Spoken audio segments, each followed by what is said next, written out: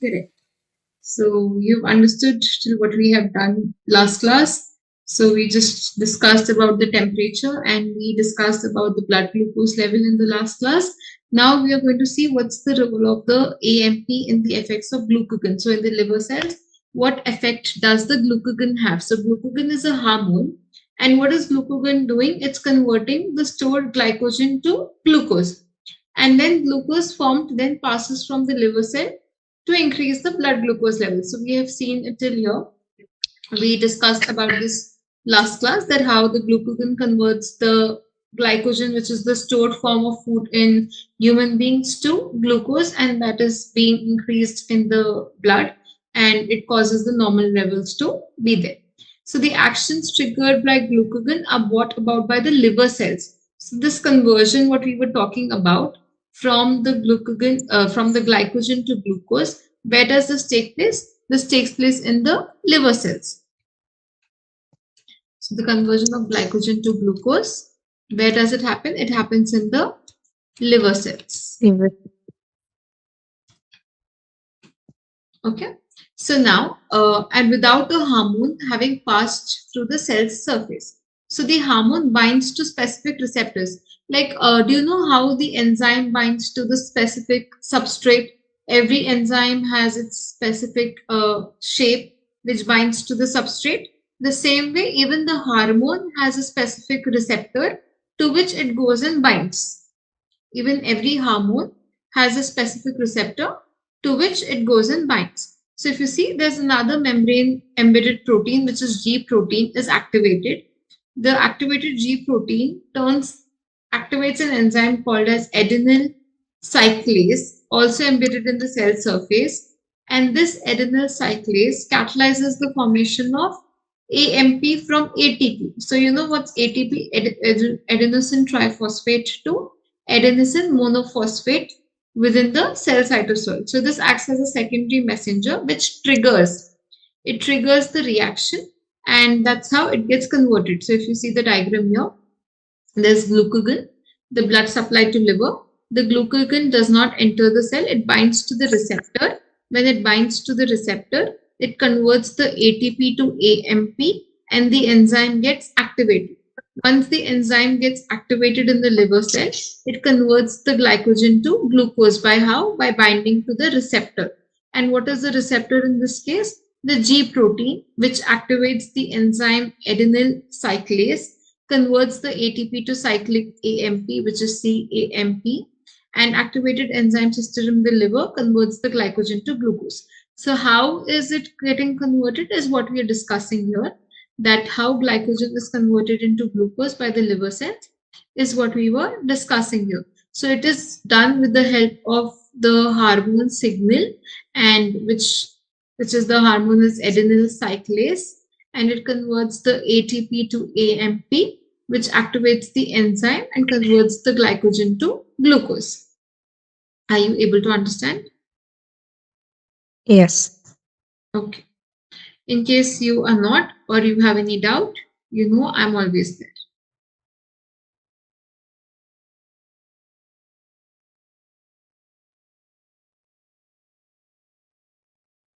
Okay, do you know how the cell signaling process takes place?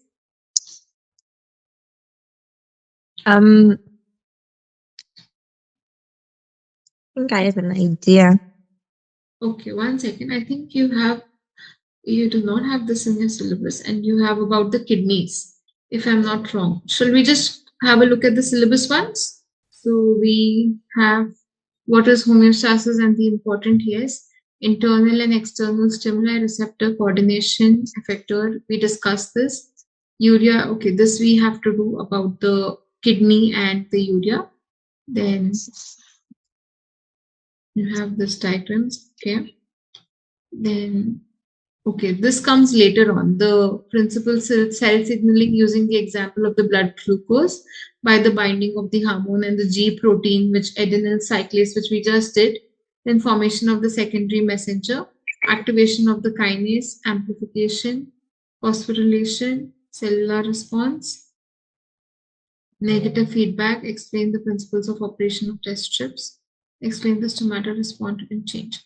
Okay, so shall we do the kidneys and then come back to the cell signaling process? I think that'll be better for you for your explanation or understanding. Is that okay? I think by the next class I'll be able to complete the notes for this chapter and then I can share the chapter notes with you. All right.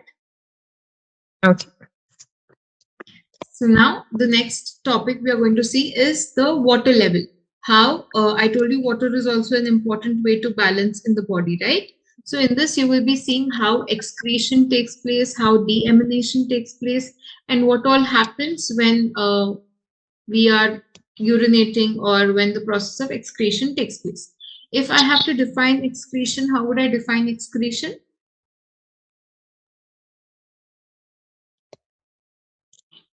The process of removing something from a certain uh, place. Yeah, removing the waste material from the body is called as excretion. Okay. So now, if you see, excretion is a characteristic activity of all living things. It's essential because it's a metabolism to produce byproducts. If it would remain into our body, it would be very toxic. Obviously, if you're not urinating or if you're not excreting, the toxic waste gets accumulated in the body, and that would be very toxic to your body. So excretion is the removal from the body of the waste compounds produced during the metabolism of cells. And humans excrete carbon dioxide from the kidneys and urea in urine produced by our kidneys. So what is excretion? It is the removal of the waste compounds from the body. So excretion is the process of homeostasis to maintain the balance or to maintain the ionic composition of the ions or the salts. So excretion of nitrogenous compounds is important because they do not store protein. Proteins in the diet are broken down as amino acids, and amino acids are excess to be required for protein synthesis. So proteins, we cannot store proteins in our body. Proteins are broken down into amino acids to be stored. And amino acid, if you see the structure of an amino acid, it consists of the amine group. So amine group, if it is there, the NH2 group, which it will form to ammonia. And ammonia is toxic for your body if it is stored in it. That is why it has to be removed. This combines with carbon dioxide and is excreted by the kidneys. So the amino acids that are excess, they are respired. That means the carbon dioxide is respired. And the first step is deamination. Deamination means removal of the amine group. So you are removing the NH2 group which is present on the amino acid. So what did I just tell you? That proteins cannot be stored in our body directly. They have to be broken down into amino acids to be stored. And amino acids, they consist of the amine group. If you know the structure, you must have studied in the O level that the amino acid has an amine group and a carboxylic group. So the amine group has to be removed from the body because it is toxic. So these amino acids are excess to the requirement. They are respired, and the first step is deamination. So this occurs in the river, and each amino group, the amine group from each amino group is removed, and it becomes ammonia, which is very soluble and extremely toxic compound. So it has to be removed by the body, and it forms a compound called as urea with carbon dioxide. So this is the compound urea, which is being formed when ammonia reacts with carbon dioxide, and it has to be excreted by the kidneys. So formed by a reaction of ammonia with carbon dioxide. So urea is safely excreted from the body. Are you able to understand that why excretion is important? Yes. So excretion is the removal of the waste material, and proteins cannot be stored in our body. They have to be broken down into amino acids, but amino acids having an amine group is toxic in nature. So that forms ammonia, and this ammonia along with carbon dioxide, which we have to release out, forms a compound called as urea, which has to be excreted out of the body. Otherwise, it would be very toxic in nature. Is it clear to you? Yes. Are you taking down some notes? Yes. Okay. So associated with excretion, it's the process of osmoregulation. So homeostasis when associated with the kidneys, it is said to have an osmoregulation process. And what is osmoregulation is important. Osmoregulation is maintenance of proper balance of water and dissolved substances in blood. So kidney is a very important organ in maintaining osmoregulation. So if I ask you what is osmoregulation, you should be able to tell that osmoregulation is the maintenance of proper water and dissolved substances in the blood.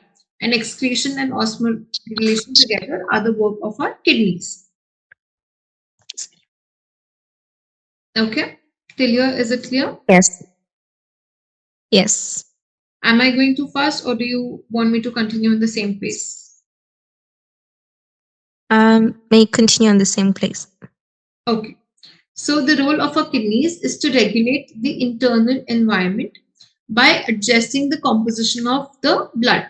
So waste products are transported and removed from the blood in the form of urine. And also the salt balance of the sodium chloride is maintained. So if you see the structure of a kidney, if I have to draw the structure of the kidney, you know it's a bean-shaped organ. Do you know the parts of the kidney? Yeah, I know some of the parts. Okay, so it's like the cortex, medulla, and the pelvis. They're the three parts of the kidney.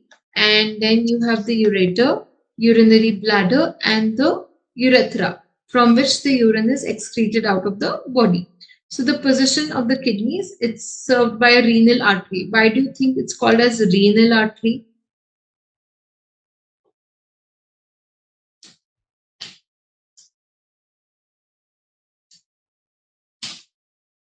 This is the renal artery, the one in red. It's supplying the blood to the kidneys. Renal vein is taking the deoxygenated blood. Renal artery is the one which is supplying the blood to the kidneys. And why renal? Whenever we say like renal, it is related to kidneys. Like how we say pulmonary, it is related to the lungs. Yes. Yeah. Whenever we say hepatic portal, it's related to the liver. When you say Sorry? okay, Hepatic portal vein or hepatic portal artery, it is related to the liver. Renal is always related to kidneys. Pulmonary is always related to lungs. Cardiac is always related to the heart. So each kidney is served by a renal artery and a renal vein. So if you see, this is the artery and this is the vein. Urine from the kidney is carried to the bladder by the ureter. So this is the ureter, and this is a urinary bladder where the urine gets stored and it's expelled out from the body with the help of urethra. That's the main basic structure of the excretory system. Now, to explain you the structure, 1 minute. I have. Hey students!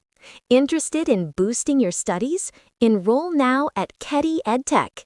We offer online tuition for the Cambridge curriculum, grades 6 to IGCSE, AS, and A-level. Start learning with us today.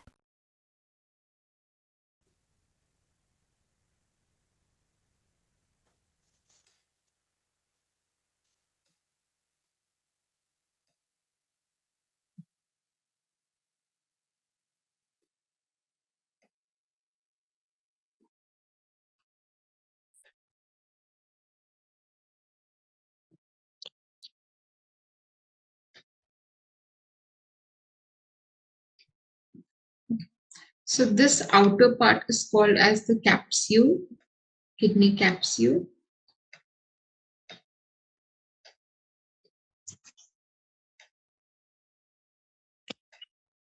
Then this part is called as the cortex.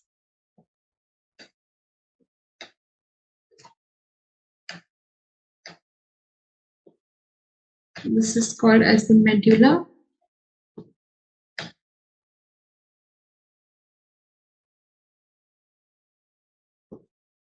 And this is called as the pelvis.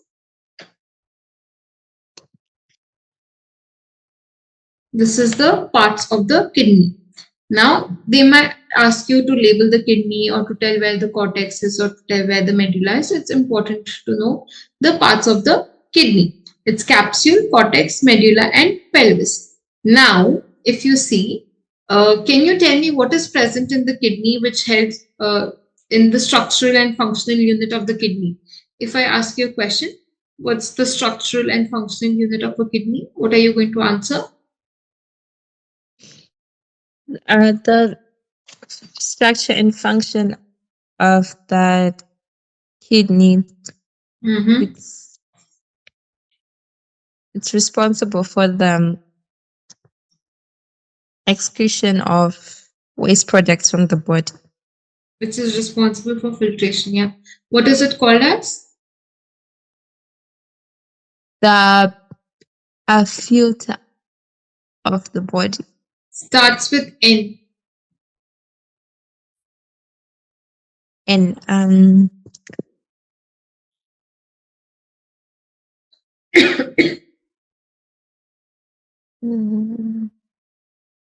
Okay, tell me what's the structural and functional unit of the brain?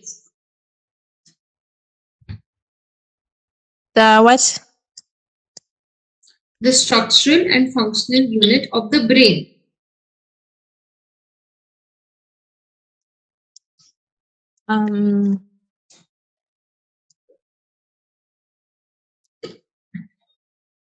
Okay. So the structural and functional unit of brain is the neuron, the nerve cell. But the structural and functional unit of the kidney is the nephron. Have you heard this term earlier? Yes. Okay. But you forgot about it. No, I was failing to connect the. Okay. So now what I'm going to explain you, pay a little attention because it is very important. Okay. So the Yes. structure of the nephron is, I have to, 1 second.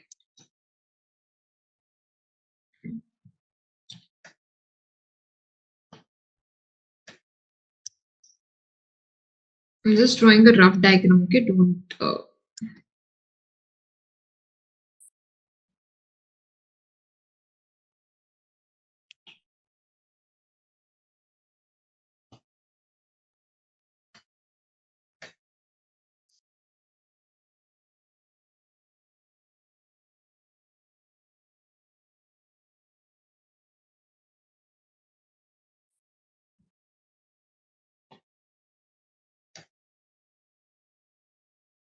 this is how a nephron looks. And how many nephrons do you think are present in the kidney? A million. There are millions of nephrons present in one kidney. So there are like so many nephrons present in this kidney. So if you see, I'll explain you the parts of the nephron now. Be very attentive now. It's really important. So now this cup-like structure is called as Bowman's capsule. What is it called as?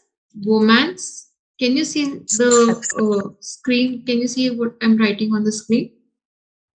Yes. Yeah, that's called as Bowman's capsule. Then the next structure, this loop kind of a thing, the first loop kind of a thing, is called as PCT or proximal convoluted tubule. Proximal convoluted tubule, which is PCT. Then this big loop here, you see, is called as the Henle's loop. This is called as the Henle's loop. Then this again another shape here. This is called as the distal convoluted tubule or DCT. So it's called as distal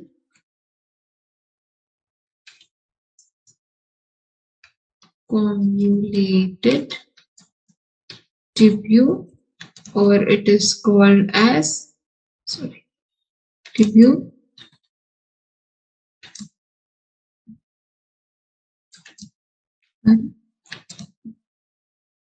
It's just one L, okay? It's not double L. Tubule. It's called as DCT, and then this big part, what you see, is called as the collecting duct. So this is termed as the collecting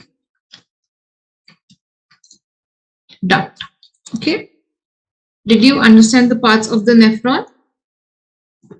Yes. I'm going to explain you about the each part in detail. And there is this knot-like structure or some blood capillaries which are present inside the Bowman's capsule. This is called as the glomerulus. So this part, the knot-like structure, is called as the glomerulus.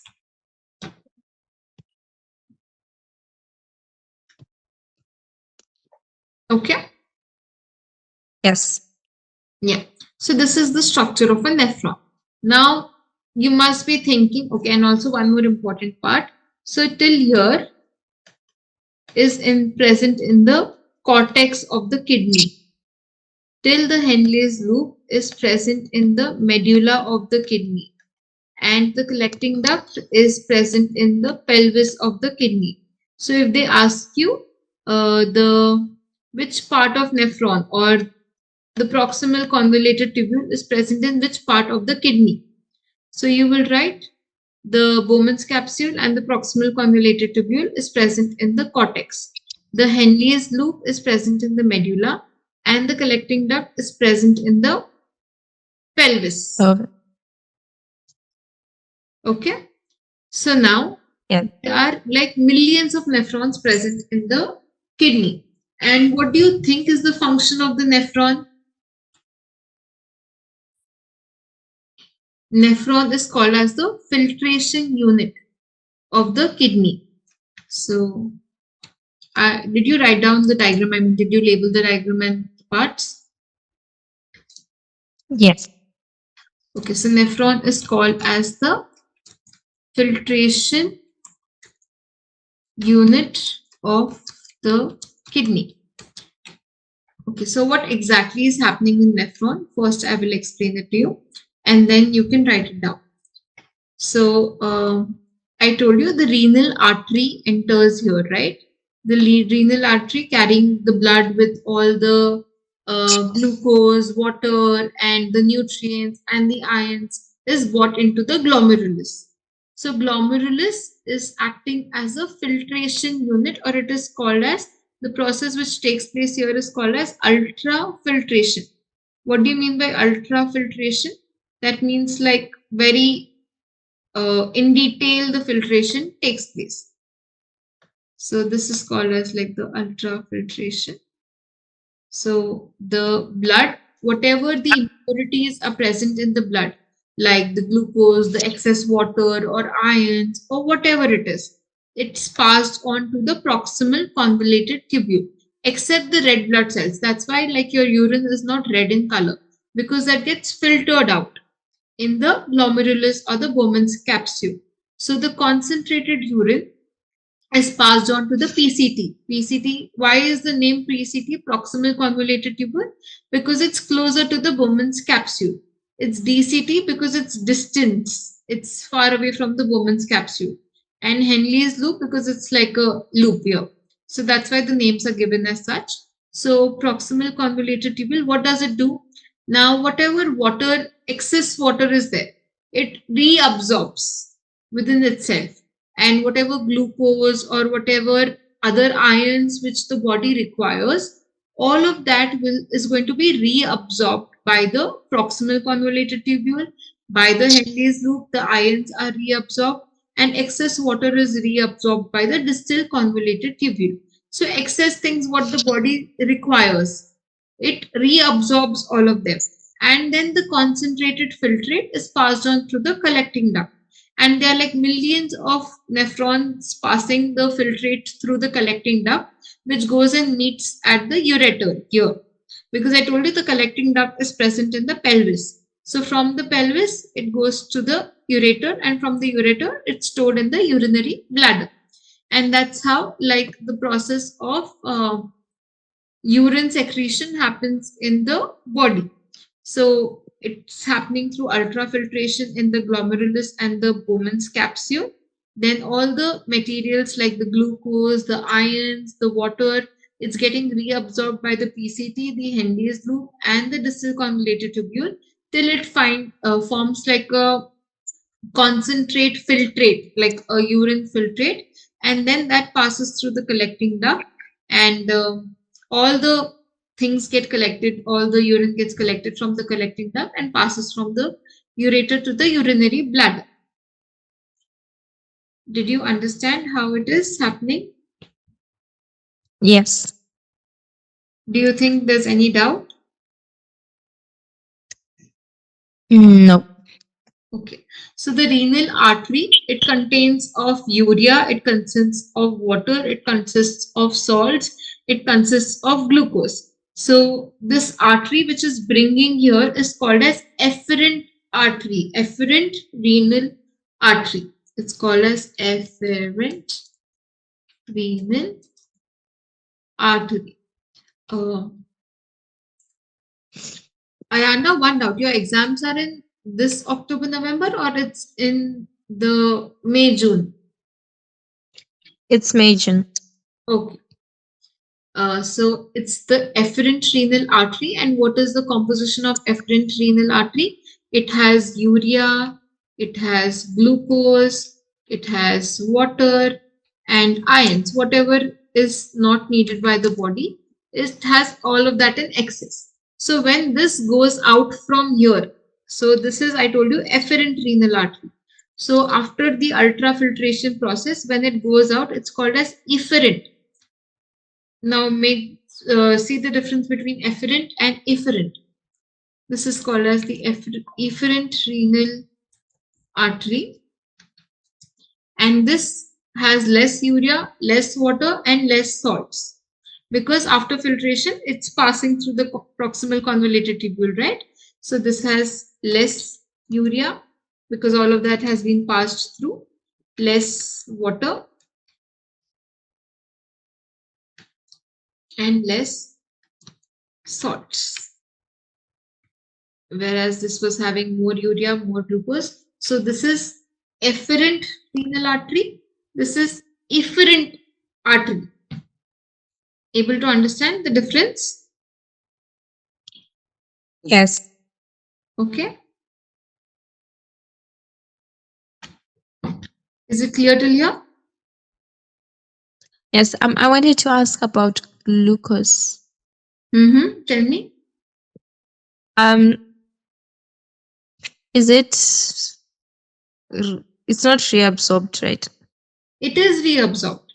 So the glucose, whatever the things, if it's in excess, so it reabsorbs it. If the body needs the glucose, it reabsorbs.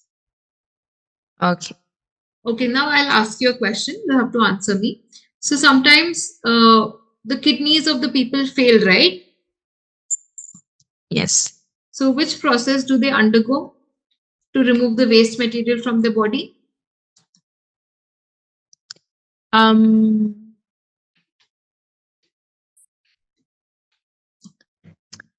This code, it's Hey students! Interested in boosting your studies? Enroll now at Keddy Edtech. We offer online tuition for the Cambridge curriculum, grades 6 to IGCSE, AS, and A-level. Start learning with us today.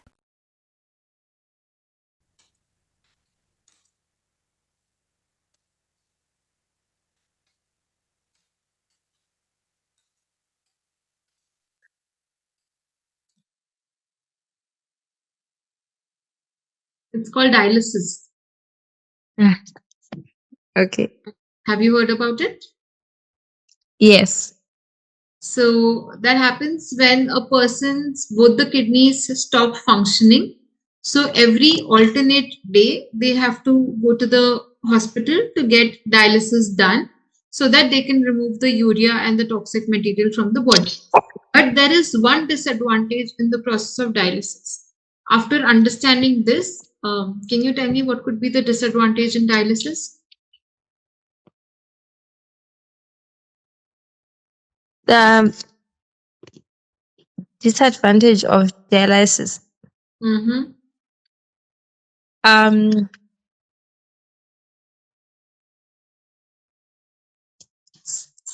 it's not every time that you'll be connected, and it's expensive.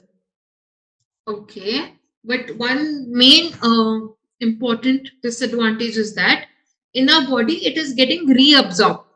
But because dialysis is a machine, things cannot get reabsorbed. So sometimes things which could be necessary for your body that are also excreted out. Like I told you, like in the proximal convoluted tubule, the Henle's loop, the distal convoluted tubule, the excess things are getting reabsorbed because your body thinks, okay, let's not waste them by passing them over, and it reabsorbs them. But in the dialysis machine, you cannot reabsorb, right? Yes. So reabsorption cannot take place there. Able to understand? Yes. Okay. Did you make a note of all of this? Can I erase it? Yes. Okay. So if I have to know the functions of the nephron, so can you tell me now what are the functions of the nephron? The first one is like ultrafiltration.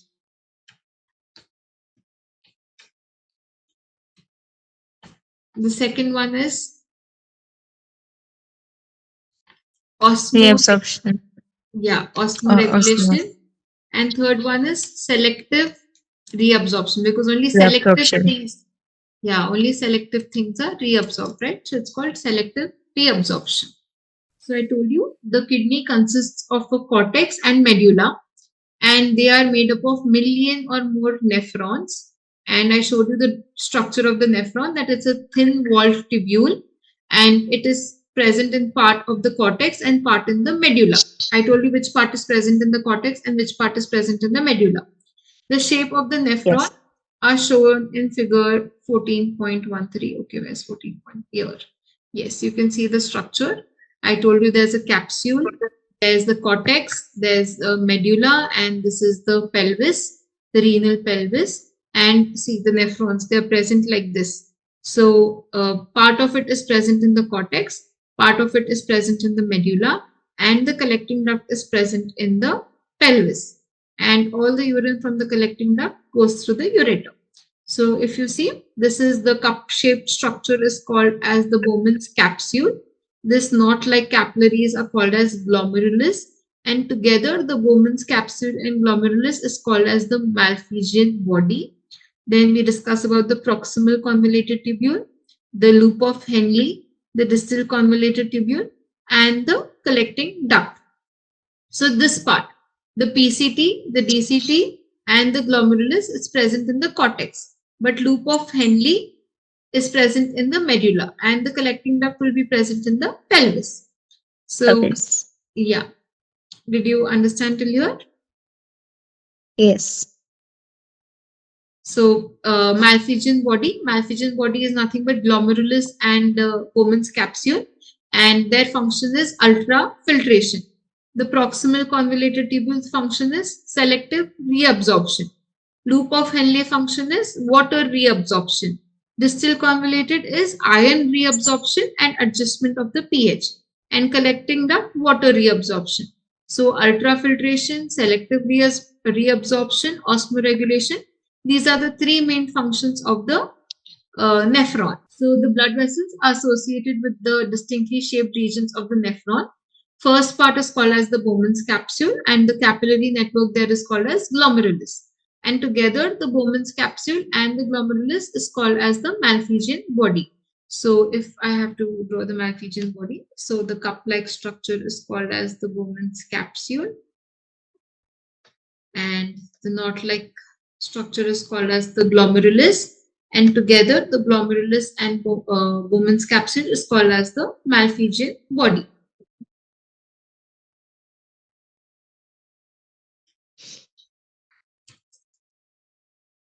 Okay, understood? Yes. Yeah. They occur in the cortex. So where is this present? It's present in the cortex. The convoluted tubules are partly in the cortex and partly in the medulla, but the loop of Henle and collecting ducts are largely in the medulla. So each nephron has a specific role to play.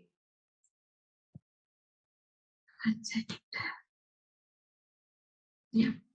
So formation of urine, about 1 to 1.5 liters of urine are formed each day, containing about 40 to 50 grams of solutes, urea, sodium chloride. The nephron produces urine in a continuous process, which is divided into 5 steps. So what are the 5 steps? I told you, like ultrafiltration, selective reabsorption, then water reabsorption, adjustment of the pH or the osmoregulation, and water reabsorption by the collecting duct.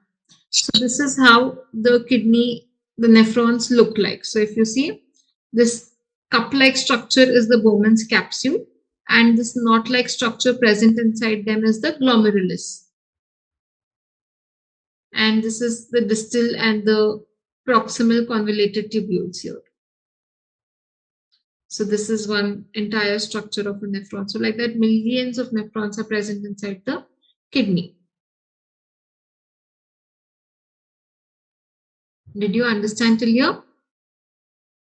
Yes. Any doubts till here? No. Sure.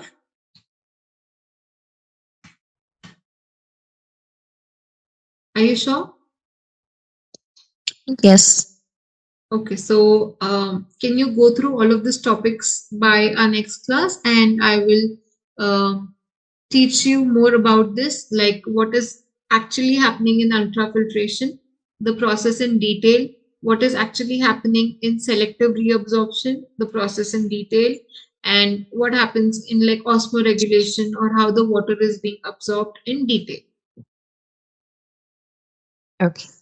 Then I don't have like the current Cambridge like Okay. book. I think you will find it online, PDF